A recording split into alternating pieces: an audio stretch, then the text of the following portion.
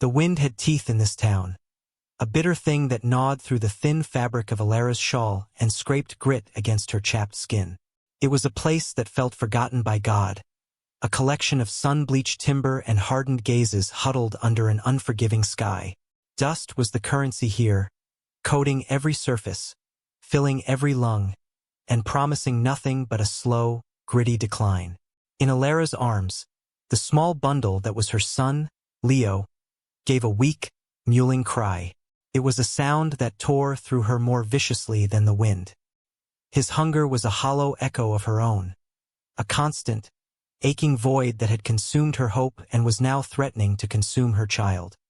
She stood before the mercantile, its windows clouded with grime, the painted letters of its sign flaking away like sunburnt skin. Inside was food, flour, beans, salted meat. Survival. But survival had a price, and she had nothing left.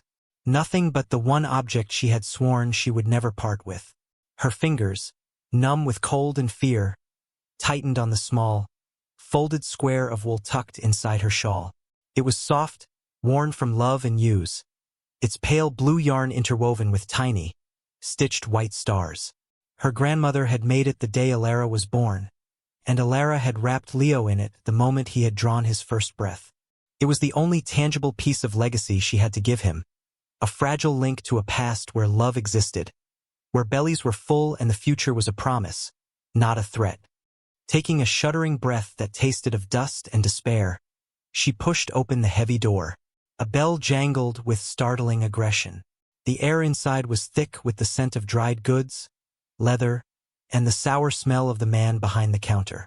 He was a squat, balding man named Abernathy, his eyes small and shrewd, missing nothing. He had watched her for 2 days as she haunted the edges of the town, a wraith with a silent baby, and his expression held no pity, only a cold, mercantile calculation. "Well?" he grunted, not bothering to look up from the ledger he was scratching in. Alara's voice was a dry whisper, lost in the cavernous silence of the store. She cleared her throat and tried again. I have something to sell." Her hands trembled as she unwrapped the blanket and laid it on the rough-hewn counter. The soft blue was a slash of impossible color against the drab brown wood.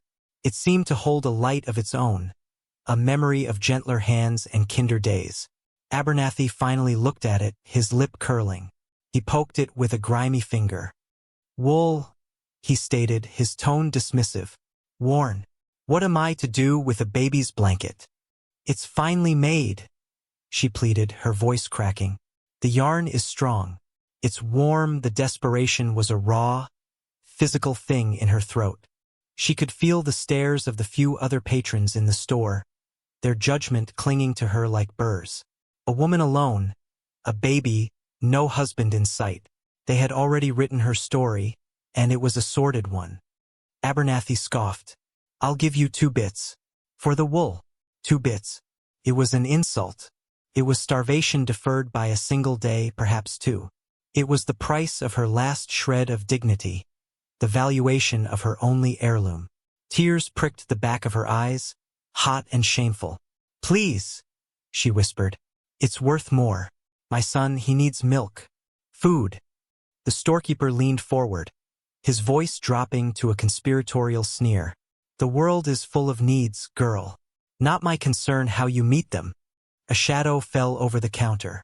Alara hadn't heard anyone approach. A man stood beside her, tall and broad-shouldered, his presence seeming to suck the air from the room. He wore a dusty duster, a wide-brimmed hat pulled low, shadowing a face that was all harsh angles and sun-weathered stillness. He looked as if he'd been carved from the unforgiving landscape itself. He was the man she had seen watching from the saloon porch earlier, his gaze unervingly steady. He reached out a gloved hand and gently pushed the blanket back toward her. His voice, when it came, was low and rough, like stones grinding together, yet it held a quiet authority that silenced the room. "Keep it." He turned his gaze to Abernathy, and for the first time, Alara saw the storekeeper flinch. "I'll get you food," the stranger said. His words directed at her, but his eyes still locked on the man behind the counter. He never looked at her, not directly. He simply began to point. Flour, a sack of beans, lard, salt pork, coffee, and a can of that condensed milk. Abernathy hesitated, his greedy eyes darting between the stranger and Alara. But there was something in the man's posture, a coiled stillness that promised swift and unpleasant consequences, that made the storekeeper move. He began to gather the items, his movements sullen and jerky. The stranger laid a few heavy coins on the counter, the sound a final, definitive thud in the tense silence. He gathered the sacks into his arms with an ease that spoke of immense strength. He gave Alara a slight, almost imperceptible nod toward the door. It was not a request. It was a direction. Clutching the precious blanket to her chest, with Leo blessedly quiet against her, she followed him out into the biting wind, leaving the suffocating judgment of the town behind her. She did not know his name or what he wanted, only that for the first time in weeks, the crushing weight of tomorrow had, for a moment, been lifted. His name was Silas. He offered it not as an introduction but as a simple fact, stated while he led her away from the main street and toward the desolate edge of the settlement. He walked a pace ahead, his long strides forcing her to hurry to keep up. He did not speak again. The silence was a vast, empty space between them, filled only by the whisper of the wind and the soft thud of his boots on the hard-packed earth. Alara's mind raced, a frantic catalogue of fear and suspicion. No one did anything for nothing. Charity was a myth, a story told to children. Men like this, quiet and hard-edged, took what they wanted. She clutched Leo tighter, her knuckles white, every muscle in her body tensed for a fight she knew she could not win. He led her to a small, derelict cabin that stood isolated from the town, leaning as if tired of its long battle with the elements. It looked abandoned, a place of last resort. Her heart sank. This was it, the price. He would corner her in this ruin, and no one would hear her scream over the wind. But Silas did not follow her to the door. He stopped a few feet away, setting the heavy sacks down on the rickety porch. "It's dry inside," he said, his gaze fixed on the horizon. "The well is out back. It's clean." He turned his head slightly, and his eyes met hers for a fleeting second. They were the color of slate, holding a depth of sorrow that startled her. "Town's no place for you and the boy." And then he was gone. He simply turned and walked away, his form shrinking against the immense, pale landscape until he vanished. Alara stood frozen on the porch, the sacks of food at her feet feeling both like an anchor and a lifeline. She listened until the sound of his footsteps was completely swallowed by the wind. Only then did she allow herself to breathe. Slowly, cautiously, she pushed open the cabin door. He was right. It was dry. Dust motes danced in the single shaft of light from a grimy window, but the roof seemed solid. There was a stone hearth, a simple cot frame, a rough table. It was empty, but it was shelter. The first days were a blur of tentative survival. She found a bucket and drew water from the well. She swept the floor with a branch, clearing away the neglect of seasons. With the flour and lard, she made flatbread, the smell filling the small space with a scent so wholesome it made her weep. She warmed the condensed milk with water and watched, her heart in her throat, as Leo drank greedily, his small body finally receiving the nourishment it craved. For the first time in months, he slept with a full belly, his breathing deep and even. Watching him, Alara felt a flicker of something she had thought long dead. A fragile, cautious hope. She remained wary of Silas. He was a ghost in her new life. She would catch glimpses of him on the ridge line, a silent sentinel on horseback, watching the cabin from a distance. He never approached when she was outside. His help came in unspoken offerings. One morning, she opened the door to find a neat stack of firewood beside the porch. Another day, 2 rabbits, cleaned and dressed, hung from a nail by the door. He never waited for thanks. He provided and disappeared, a force of nature as quiet and inexorable as the turning of the seasons. Her suspicion began to slowly, almost imperceptibly, melt away, eroded by his consistency. He asked for nothing. He took nothing. His protection was a silent, unobtrusive shield. She began to see not a threat in his distant observations, but a watchfulness. The men from town gave the cabin a wide berth. She knew it was because of him. He had a reputation she'd gathered from snippets of conversation she'd overheard. He was a man who had seen too much, done too much, and now sought only solitude. Why he had extended his solitude to include her and Leo, she did not understand. One afternoon, mending a tear in his discarded flannel shirt she'd found near the woodpile, she noticed it was the same pale blue as Leo's blanket. The thought was so unexpected it made her stop, the needle poised in her hand. She looked from the worn fabric of the shirt to the soft wool of the blanket draped over her sleeping son. It was just a color, of course. Coincidence. But in the quiet loneliness of the cabin, it felt like a thread of connection. An unspoken piece of a story she could not yet read. She finished her meticulous repair, folded the shirt neatly, and left it on the porch rail where he would find it. It was her first offering, her first word in their silent conversation. The next morning it was gone. In its place was a small, intricately carved wooden bird, its wings poised for flight. The fragile piece was shattered by the sound of approaching horses. It was a different sound from Silas's lone, steady passage. This was the clumsy, arrogant beat of multiple hooves, too loud, too close. Alara's blood ran cold. She peered through a crack in the shutters and saw them. Abernathy, the storekeeper, and two other men from the town she recognized by their sneering faces. They rode with a possessive swagger, as if they owned the very land they trespassed upon. Fear, sharp and metallic, flooded her mouth. She backed away from the window, her hand instinctively going to Leo, who slept in his cradle.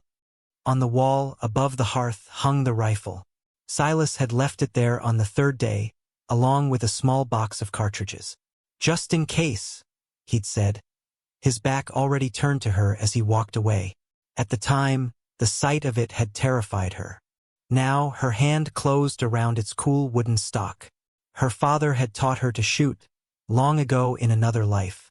The memory, once painful, was now a source of strength. Her hands were shaking, but her purpose was clear. This small, dusty cabin had become their sanctuary. She would not let them defile it. She unbarred the door and stepped out onto the porch, the heavy rifle held across her body. The movement was deliberate, calm. The woman who had trembled before Abernathy in the store was gone. In her place stood a mother protecting her child, a survivor who had been shown a sliver of kindness and would defend it with her life. Abernathy pulled his horse to a halt, a look of surprise warring with contempt on his face. "Well, well," he drawled, his eyes raking over her. "Look what the cat dragged in. Got yourself a protector, have you? We don't take kindly to his sort around here. Or yours." "This is my home," Alara said, her voice low and steady, betraying none of the terror that beat against her ribs. "You are not welcome here. Leave." One of the other men laughed, a coarse, ugly sound. "His home," she says. "This is Thornland, and Silas is just squatting. Same as you." He started to dismount, a leering grin spreading across his face. "We're just here to collect the rent." "Stay where you are," Alara warned, raising the rifle. The barrel was heavy, but she held it firm, aiming it at the center of the man's chest. The grin on his face faltered. Abernathy's eyes narrowed into vindictive slits. "You wouldn't dare. A lone woman like you," he urged his horse forward a step. "Put that thing down before you hurt someone." It was a standoff, the vast, silent plains bearing witness. The wind whipped a strand of hair across her face, but she did not blink. She held their glares, her own resolve hardening into something unbreakable. But she was one woman against three men. It was a fight she could not win, and the knowledge was a cold stone in her gut. Just as the man on the ground took another step, a voice cut through the tension, as quiet and deadly as a snake in the dust. "She told you to leave." Silas was there. He had materialized from the landscape as if summoned by her desperation. his horse standing motionless on the low rise behind the cabin. He hadn't been watching from a distance, he had been close. Always close. He held no weapon in his hands, yet his presence was more menacing than any firearm. His face was unreadable, carved from shadow and stone, but his eyes were fixed on Abernathy, and they burned with a cold, controlled fire. The storekeeper's bluster evaporated. He visibly paled, his grip tightening on his reins. The other men froze, their bravado vanishing in the face of the silent, formidable man on the ridge. Silas's reputation was a palpable thing, a story written in the fear of lesser men. He slowly dismounted, his movements economical and deliberate. Every step he took toward them was heavy with unspoken threat. He stopped beside Alara on the porch, a solid wall of strength at her side. He didn't look at her, but she could feel the heat of his presence, a steadying force. "This land," Silas said, his voice dangerously soft, "and this woman are under my protection. There is nothing for you here. Not now. Not ever. Turn your horses around." It was not a suggestion. It was a command backed by the absolute certainty of violence. Abernathy swallowed hard, his Adam's apple bobbing in his fleshy neck. He looked from Silas's face to the rifle still held steady in Alara's hands, and he saw a united front he had not anticipated. He saw not a victim and her keeper, but two resolute people who would not be moved. Without another word, he wrenched his horse's head around and spurred it back toward the distant, hazy smudge of the town. His companions scrambled to follow, casting frightened looks over their shoulders. They rode away in a cloud of dust and cowardice, their retreat hurried and undignified. The silence they left behind was profound. The wind sighed through the sparse grass, and the world seemed to settle back into its natural rhythm. Alara slowly lowered the rifle, her arms aching with the strain. The adrenaline receded, leaving her trembling, but it was a tremor of aftermath, not fear. Silas turned to her. He looked at the rifle in her hands, then at her face.